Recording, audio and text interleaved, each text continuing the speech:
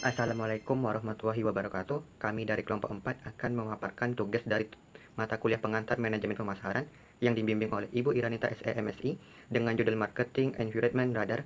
Oke, kita langsung masuk ke dalam materinya ya. Perkenalkan, nama saya Encik Haikal Farisi. Di sini saya akan membicarakan tentang analisis lingkungan mikro.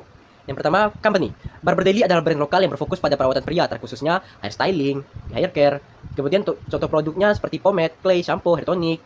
Untuk ciri khasnya gaya barbershop look, harga terjangkau tapi kualitas cukup premium. Yang kedua, suppliers. Barber Daily bergantung pada bahan kosmetik seperti wax, oil, fragrance. Kemudian packaging seperti jar, botol, dan label. Dan pabrik manufaktur. Tantangannya di sini kualitas bahan harus konsisten. Harga bahan baku kadang naik, terutama bahan impor. Yang ketiga, marketing. Yang kalau di online seperti Shopee, TikTok Shop, Tokopedia. Nah, yang offline-nya seperti barbershop dan minimarket atau Alfamart. Barbershop di sini menjadi media promosi langsung, seperti bisa langsung diuji coba gitu untuk para konsumen yang offline.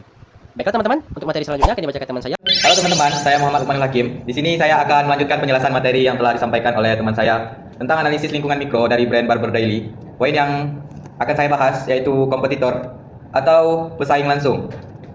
Yaitu ada Kaf, Chief Pomade, dan Macarizo. Pesaing tidak langsung itu ada produk salon profesional, brand luar seperti Gatsby dan gaya natural atau tidak pakai produk rambut. Insight Barber Daily bersaing tidak hanya produk, bisa juga dari gaya atau tren rambut, fat tekstur dan lain-lain, gaya hidup pria modern. Terus poin selanjutnya itu ada publik, yaitu ada komunitas barbershop, influencer gaming, TikTok dan Instagram audience, dan afiliator. Pengaruhnya, review dari influencer dan afiliator sangat dipercaya. Konten before after stylist rambut bisa viral. Terus poin yang terakhir itu ada customer. Targetnya dari pria yang berusia dari 17 tahun hingga 35 tahun. Terus mahasiswa dan pekerja muda, Gen Z dan milenial. Karakternya adalah peduli penampilan, ingin rambut rapi dan stylish, suka produk murah, praktis dan terjangkau. Perilaku ada loyal jika cocok, tapi mudah pindah jika ada tren grooming baru. Baik teman-teman, materi selanjutnya akan disampaikan oleh teman saya. Assalamualaikum warahmatullahi wabarakatuh. Perkenalkan, nama saya Muhammad Sulianti Pratama. Selanjutnya, saya akan menjelaskan mengenai analisis lingkungan makro menggunakan metode pastel pada brand Barber Daily. Yang pertama, dari aspek political atau politik dan regulasi. Produk grooming termasuk dalam kategori kosmetik, sehingga wajib memiliki izin dari BPOM. Selain itu, ada aturan terkait bahan kimia yang digunakan, yaitu tidak boleh mengandung bahan berbahaya. Setelah itu, ada dampaknya bagi Barber Daily. Perusahaan harus memastikan semua produk yang dijual aman dan legal. Hal ini tentu menambah biaya produksi seperti biaya uji laboratorium dan izin edar. Namun, di sisi lain, hal ini juga memberikan keuntungan karena dapat meningkatkan kepercayaan konsumen terhadap produk.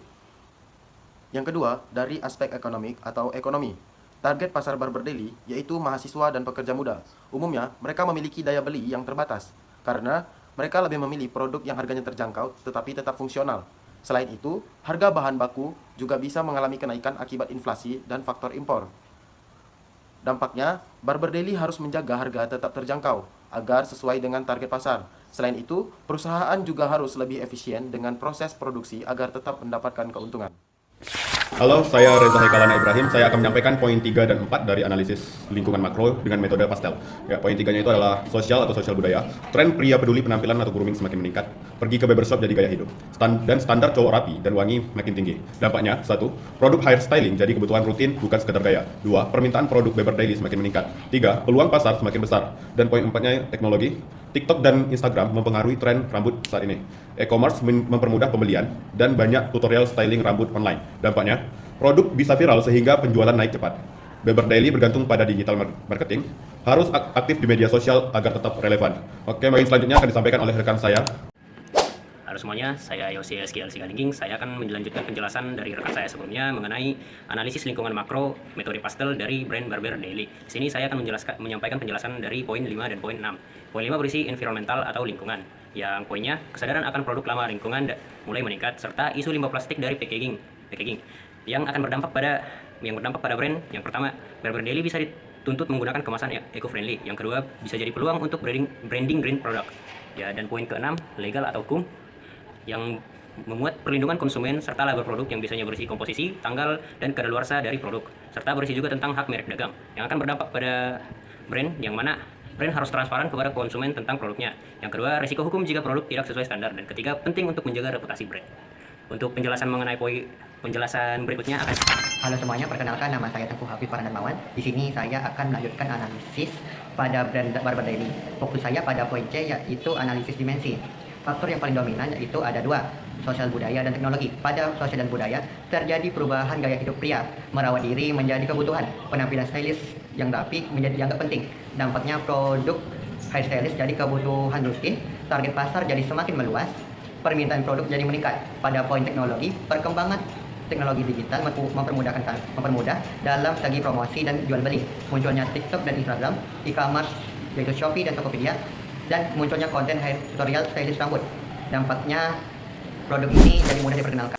Sekian dari presentasi kami. Bila ada kekurangan mohon dimaafkan. Kami tutup dengan Assalamualaikum warahmatullahi wabarakatuh.